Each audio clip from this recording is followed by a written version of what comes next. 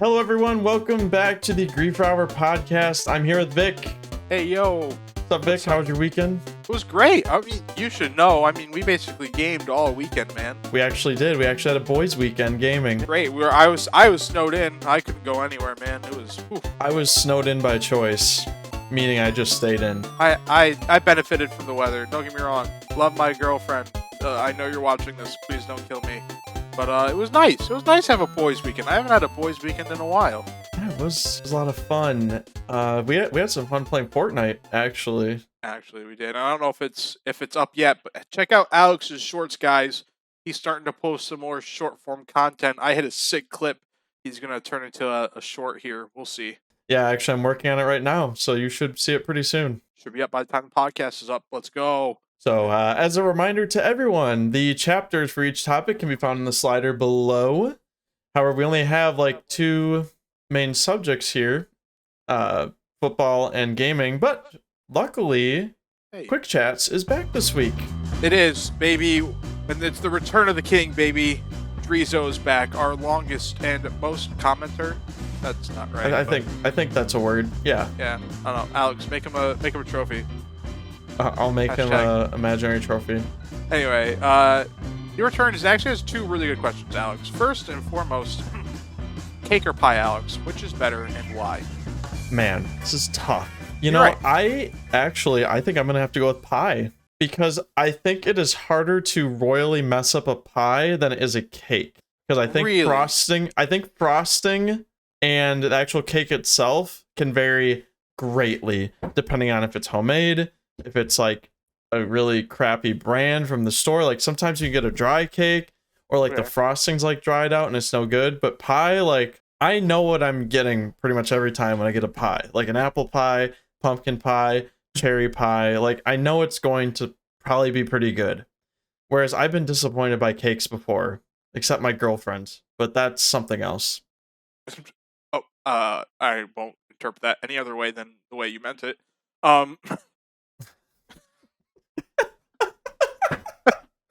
Okay. Anyway, continue. See, I kind of agree with you, but at the same time, like, here's my thought process. When you said it's harder to screw up pie, I am thinking, if you make a pie from scratch, I think it's easier to screw up pie than cake. Really? Mean, most cake nowadays. I mean, most people just buy it from the box because no one in this day and age can cook. Because no one knows how to measure things out, anything proportionate. You just buy the thing, add 2 eggs, a cup of water, a cup of milk, and you're good to go.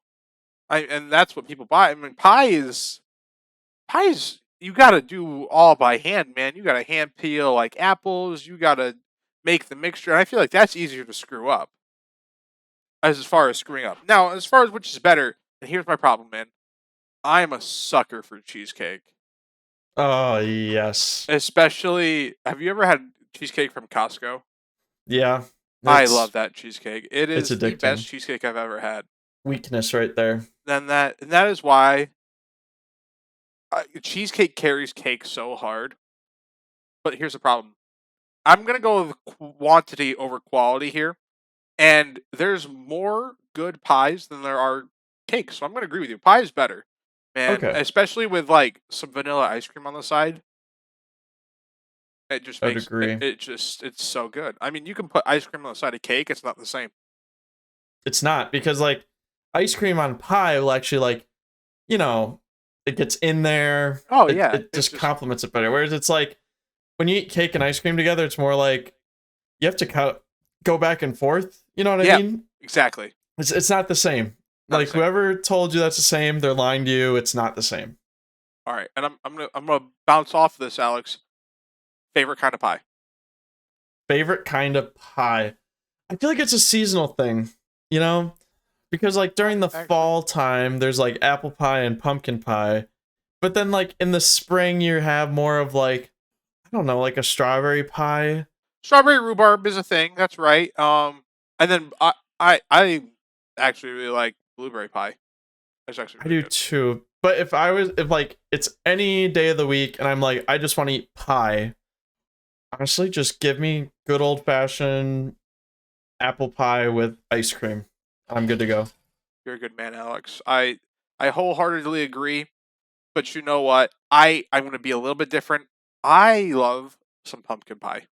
I do. That's my second one. That's my That second is, one. So I love it coming around. I love it at Thanksgiving. another thing to note with that pumpkin pie, for me personally, I don't like ice cream on pumpkin pie. I like Ready Whip with like a thin Okay. Ready Whip crust. Not a crust, but you know what I mean? Like a topper. That's Like, all right. you That's know? fair. I really enjoy a good vanilla ice cream with my pumpkin pie. That's fair. And actually, Alex, that's gonna wrap up that question. I think we've killed that one. Yeah, we definitely Yeah, have. Drizo had a second one for us, and actually, I really enjoyed this one.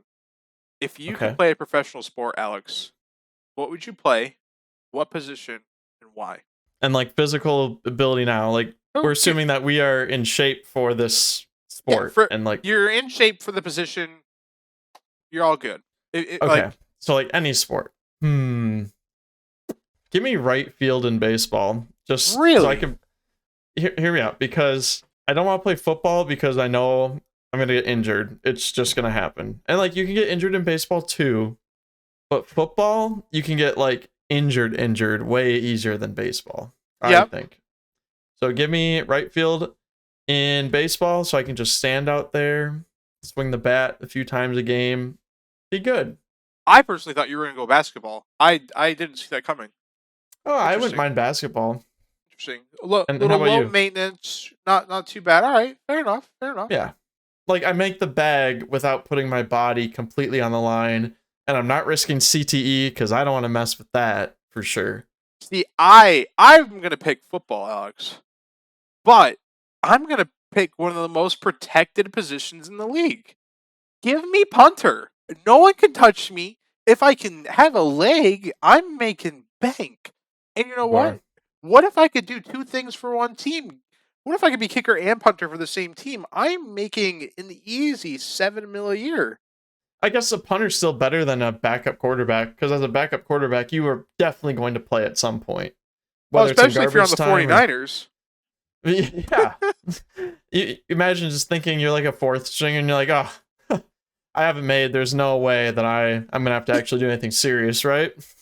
I'm sure that's what Josh Johnson thought this Sunday, sorry.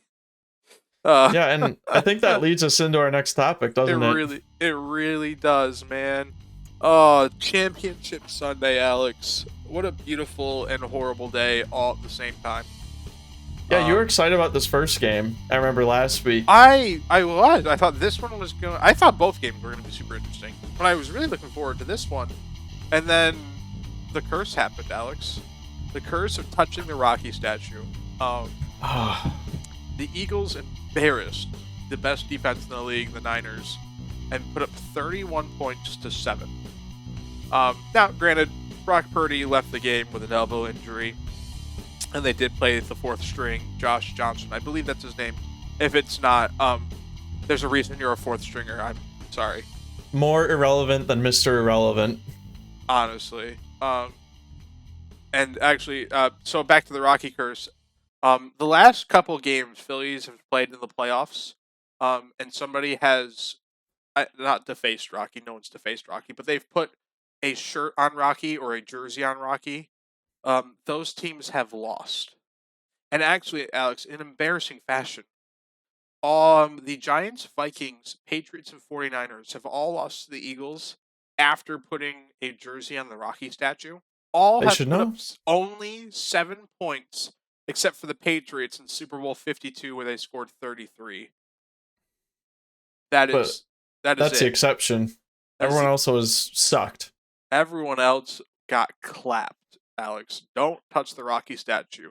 And for that reason alone, I will be driving to Philly and putting a Kansas City Chiefs jersey on Rocky. No relation. Oh, you're a hero. You're a hero.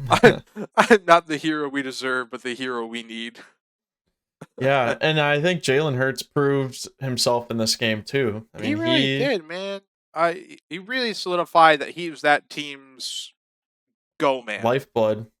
Look at San Francisco. They could have thrown anyone in, and they were great, except for that fourth stringer, which really proves Brock Purdy is a little bit better than everyone thought he was. So, obviously, I mean, you gotta think, if you're Brock Purdy, It's good that that guy didn't go in and win the game. Yeah. Oh well. Here's a question: do you think he'll be the starter next season, or will Trey Lance? Um, Trey Lance will probably get the start, right? I would hope Trey Lance does. I bet you there'll be a quote unquote battle. I mean, Jimmy's leaving. Yeah, I feel like that is known everywhere. Yep. It will be Trey Lance and Brock Purdy, and I would hope Trey Lance gets the start. We'll see where he is rehab wise. It'll be luckily he got injured at the beginning of the season, and it's a season Hmm. long fix for him because it was an ACL, right? Right. So I mean, he should be back I mean, the same by thing happened to Joe preseason. Burrow, theoretically Right. speaking. So I mean, if he follows that narrative, he'll be in the Super Bowl next year. Yeah, I mean that seems to be how quarterbacks naturally progress in this league. You know, season-ending injury and then make a Super Bowl appearance next year. I mean, really, it's been the takeover of the rookie quarterbacks and people taking favorable cap uh, room and going and getting them great weapons to play with to help them learn the system and then move on from those weapons, pay the quarterback, and have the quarterback train the new guys. And it's worked well. It's been a pretty good formula. I mean, look at the Chiefs getting into the game too here, playing in 5 straight AFC Championship games. It's a dynasty, really. I would say, and they have not missed Tyreek Hill as much as people thought they were going to. But no, and well, granted, they went out and they got MVS, who's been a great addition here and there. He's really proved his worth when the time has come. Look at Juju Smith-Schuster. People thought, I mean, he didn't have a stellar season, nothing that stood out, but he had a good regular season. Yeah, they definitely have the weapons, and we're talking about the Chiefs Bengals game here. Chiefs end up winning this game 23-20, and there's a lot that happened in this game. There's a lot to unpack here. I've got my thoughts written down, so I'll go first here real quick. Okay. First of all, Bengals looked slow in the first quarter and a half, almost all the way through They the had second. 0 yards in the first quarter. It was very sad. They looked slow, didn't look like they wanted to do anything, and then they tried to come back. It looked great. They pretty much almost tied it up right before half. It was pretty much a back and forth tied game, but every time the Bengals had something going for them, I don't know if it was Yep. them shooting themselves in the foot. It looks like a couple of mental errors here and there. They shot themselves in the foot, but the big ones were the intentional grounding call. I don't know I'm about you, sorry, was Alex. there was a receiver. It wasn't a wide receiver, but wasn't it their tight end? Or no, Mixon was downfield, right? About as far downfield as Travis Kelce was when Patrick Mahomes threw it in the ground and didn't get called for intentional grounding. Yeah, it was very sus. I think he got hit as he threw, and I think that was their quote unquote reasoning for why Mahomes didn't get an intentional grounding call. Because he was hit as he threw, well, so was Joe Burrow. And Yeah, it's the baloney. refs on this game are going to be called into light this offseason. I think it's been a bad year for officiating just in general. Would you agree? Oh, definitely. And another play in that game, remember the redo on 3rd and 9? That bull jive, I don't care if that's Shannon Sharp's word or what, but that play should have counted. They ran it, they tried it, no one noticed him trying to stop it. It shouldn't have mattered. They ran the play, everyone was in consensus. The Chiefs weren't arguing it, and the Chiefs benefited from it. The dumb part is I think they got the stop, but then Apple had that holding penalty and it gave them a first down for free. So it didn't even it's just dumb stuff like that. It really, really was. That was the moment when it swung and I was like, they are falling apart. This is not good. My personal favorite was the not one, but 2 offensive holdings on the late hit on Patrick Mahomes. Both of them occurred before Patrick even left the pocket, and no one did anything. And I mean, those were clear as day. I saw those live and was like, "Are you kidding me?" Where's It's the holding call? egregious. Like these should offset, and we should replay the down at a minimum. I don't know. I feel it was bad officiating. Where was the offensive line that we saw last week? They looked amazing. I don't know what happened. I'm trying to remember if Alex Kappa played last week.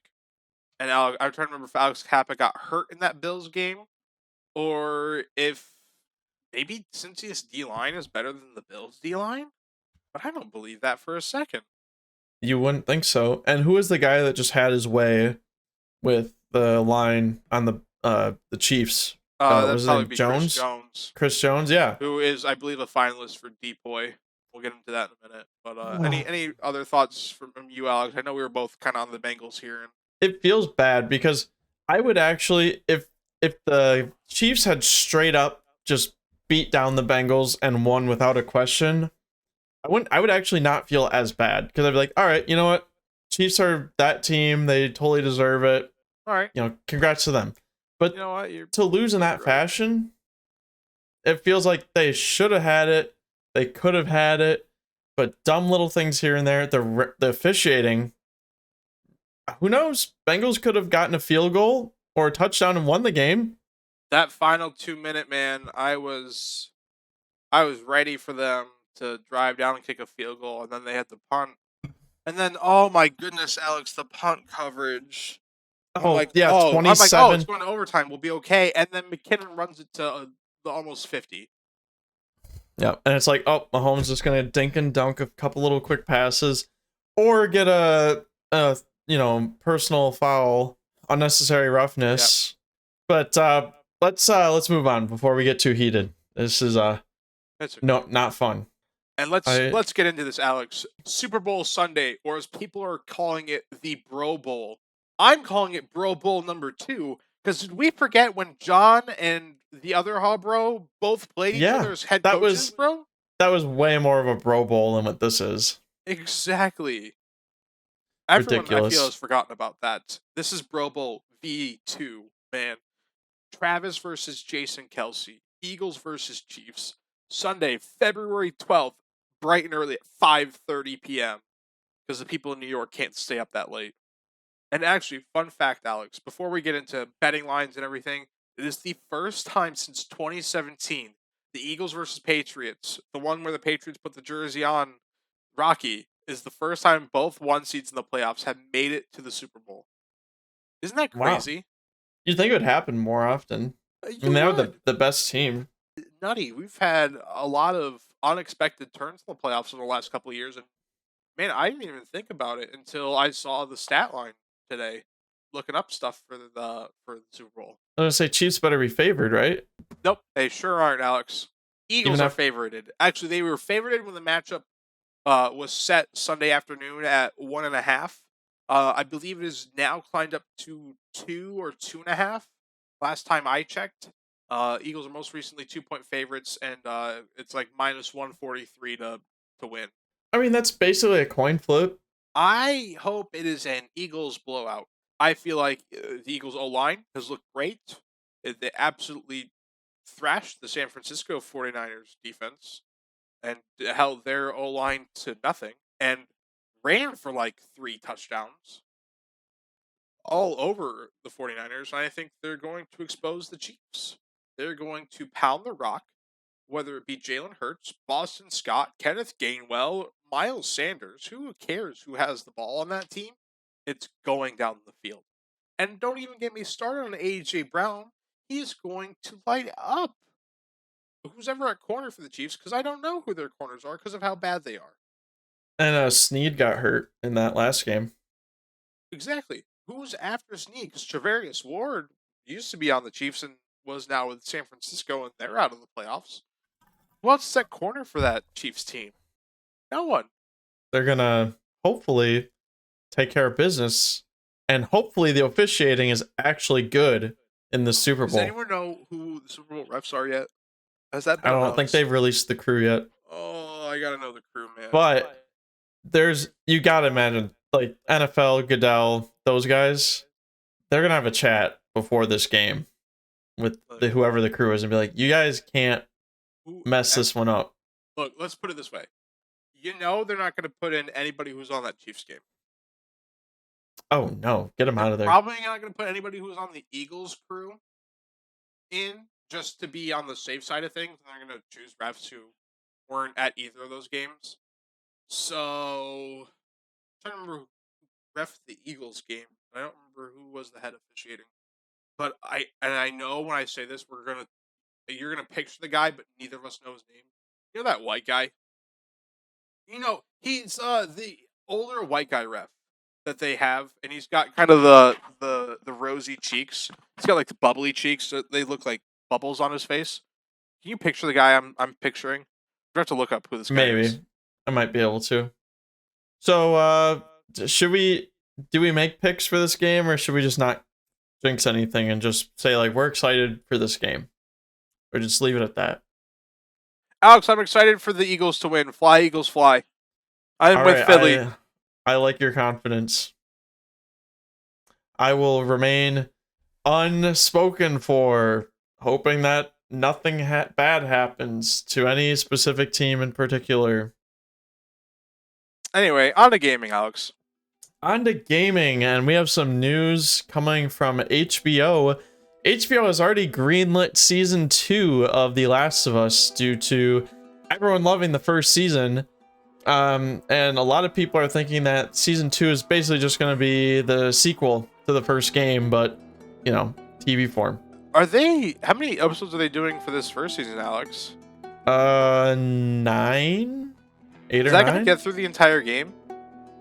Yeah, and it will, because what's funny is, like, I looked at a few playlists for, like, Let's Plays of The Last of Us, and the game itself on howlongtobeat.com is listed at, like, I think 12 to 15 hours, but people's playthroughs, like, edited ones, where they just play through it, is, like, 8 to 9. Oh. And, it, you know, you figure the TV show is going to be all the story, and not a lot of, like, the stealth filler missions that take, stuff that fills up time. Yeah. So it makes sense if the show's 8 to 9 hours long. That you know what? That is very interesting. I mean, when they made the game, they must have been like, you know what? This would be a really good season for a TV show. Honestly, I'm glad they've had the success they've had. HBO has really put out a lot of quality TV shows lately, and has Except really Velma. made their way into the streaming service. They As have, far as except that their Velma TV show, which everyone hates. Really bad. It's a big L for them. I think they took a little too many liberties with that. And getting back to the gaming part of it, yeah, I'd be happy to see more of The Last of Us. Again, I still haven't watched the second episode, and I think the third came out today or something. Yeah, it did. The second episode, it really picks up in terms of, like, these are the zombie things, the infected, as they're called. All right. I haven't seen the third one yet either. I'm going to see it tomorrow with Josie when she comes over. So Right. I'm really looking forward to that. I'll have to catch up, because I mean, man, if they got greenlit for a season 2 and it's basically going to be the next game, I should probably catch up. I should probably watch a couple playthroughs and see what I'm getting myself into here. That's definitely a good game. You know what's crazy? What a lot of players got themselves into is absolutely nothing with Call of Duty, Alex. Of course. What's new? Call of Duty is doing a DMZ wipe very similar to Tarkov, and players are losing most of their contraband and keys and all that progress they made, Alex. All for You'll nothing. keep they have their faction missions, so you'll keep all that progress, just none of that cool loot you brought back with you from the DMZ. What was the point then? Because it was a beta? Is that why? Like, why? That's the only thing I can think of. But man, all those hours of helping them basically playtest the beta, getting feedback on how to make it better, and all you're gonna do is just hit the hard reset button. I mean, it makes sense, Alex, if they do one simple thing, and that's change the map. But I don't see them doing that. I don't either. I mean, it makes sense to get rid of keys that are like useless. Like, oh, this PI is not going to be on the new map. We're just going to get rid of it all. That makes sense. And I wonder if players would be more happy or more accepting to this reset if they knew that what they were getting. But all they know is they're getting nothing. It kind of came out of nowhere. It seemed like they dropped this announcement with just, hey, here's what's going on. It's like they didn't even think, like, man, people might not like this. When has COD cared about anyone's feelings, Alex? They've made their Right. money for the year. All they got to do is keep people spending in those microtransactions. So as long as the bundles look good, Alex, nothing else has to. And it's just gross. All the microtransactions and crap. It's gonna be a Yeah. dead game pretty soon, and it's Speaking of Dead, let's talk about Dead Space, the remake that just came out. Dude, it looks really good. It does, and so what's funny is the only time I've ever played Dead Space is one of my ex-girlfriends hung out at my dorm, and she wanted to play a video game on my Xbox. So I was like, here's Game Pass, pick one that you wanna, and the Dead Space is on there, so she picked Dead Space and started playing it some. So hey, I watched about 30 minutes of Dead Space, but I've heard really good things about it. The remake getting a lot of good reviews, has an 89 on Metacritic, but sounds like this remake is really setting a blueprint for other remakes of horror games to come out. Definitely would be interesting. So I have to ask, have you played any horror games, or do you have a favorite horror game? I'm not big on horror games, even when watching. I mean, I think the closest I'm gonna get is maybe Dead by Daylight. That was a little fun, especially when we played it for a little bit, and I kind of enjoy watching it. But no, I enjoyed watching Crusader. Really got me into it, and was one of the reasons I agreed to play. Shout out to her. But yeah, not much of the horror gamer for me. Okay. Well, my favorite has to be Alien Isolation. Number one horror game of all time, in my opinion. It's fun. Played through it a few times. It's really scary. Sounds like it's a real stud, Alex. It is a real stud, and we are gonna move over to our studs and duds section of the podcast. I think I will go first this week. Please. So my stud, and this is pretty broad, but I'm gonna say the gaming genre, just in general. Something just feels better lately. Like, we've had our disappointments with Call of Duty. Just feels like we haven't had any new games from like Xbox really in the last year. We've reached a point where there's some good games starting to trickle out. You know, you got your Dead Space. Yep. Fortnite has been more relevant again with their no build mode. It's been a lot of fun to play. There's a pretty good slate of games scheduled to come out this year, including Starfield. I think they're gonna push that one out. Yeah, that was actually, they pushed that way far back. I thought it was supposed to be a January release. When was that out? I'm not sure, but at this point, if they need to take an extra few months whatever to polish it, which is laughable because it's a Bethesda game, so you know it's gonna have to get modded anyway. It's gonna get modded. It's gonna get a re-release afterwards. It's gonna be great. But I'm excited for that, and I just feel good about the gaming, like the gaming atmosphere in general, because it's been pretty rough. You're right. We still gotta make it through February. February might be a little bit rough, but there's gonna be the whole COD new season to talk about, and that'll get us mainly through February. But I'm looking forward to Jedi Survivor in March, man. That's gonna be a fun playthrough.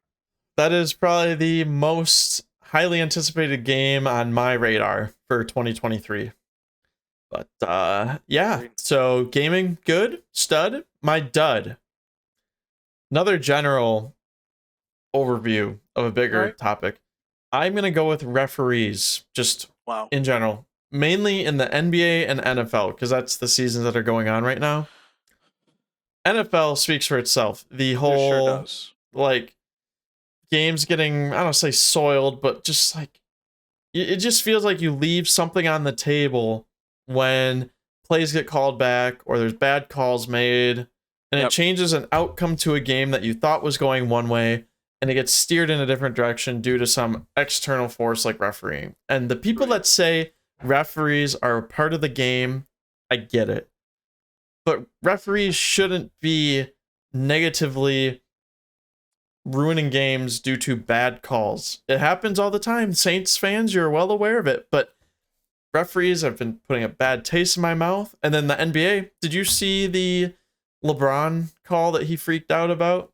I had a feeling you're going to bring that up, and man, no offense, I kind of agree with LeBron. That was a very clear skin-to-skin. Jason Tatum was nowhere near the ball. I believe the Celtics won that game, thank God. Well, but the dumb thing is, it was like as time was expiring and LeBron would have shot free throws. So assuming he could have made at least one, they probably would have won that game. Yeah, I mean, he's one of the worst clutch free throw shooters ever. But yeah, I mean, one of two, not a hard ask. Especially when he's the quote-unquote GOAT. I like your angst there. All I right, mean, Michael Jordan's mine, and I know we've talked about that. we But have. anyway, Alex, speaking of leaving things on the table, my dud. I I'd love to pick referees. I'd love to pick the referees in the Bengals and Chiefs game, but really, I have to put the blame where it's due, and it's the Bengals, man. The Bengals are my dud, and they looked so good here at the end of the season. That 10-game win streak is snapped, and man, they had a real chance in this game. I was ready for the 4-0. They were supposed to be partying, and now Eli Apple's getting sent to Cancun and getting flamed on Twitter, which I mean he has earned. But man, that the Bengals just looked so good. They had a chance and they let us down. Real duddage this week. Yep, definitely hurt a lot. It hurt, but not as much as hurt the 49ers. The Eagles are my stud, Alex. That whole team looks great. They are my Super Bowl favorite. I hope they pull it out, man. I'm with Philly. We lost the World Series with baseball to the Astros. There we go. I had to think of who they played. It's been so long since that episode came out. I'm with you, Philly. Fly, Eagles, fly, baby. Flap the wings. Let's go, Eagles. And Let's go, Alex, Eagles. let's get out of here. Let's fly on out of here for this week. For sure. Thank you, everyone, for interacting. Let me just go here again. Whether you're watching or, maybe you just got us on in the background.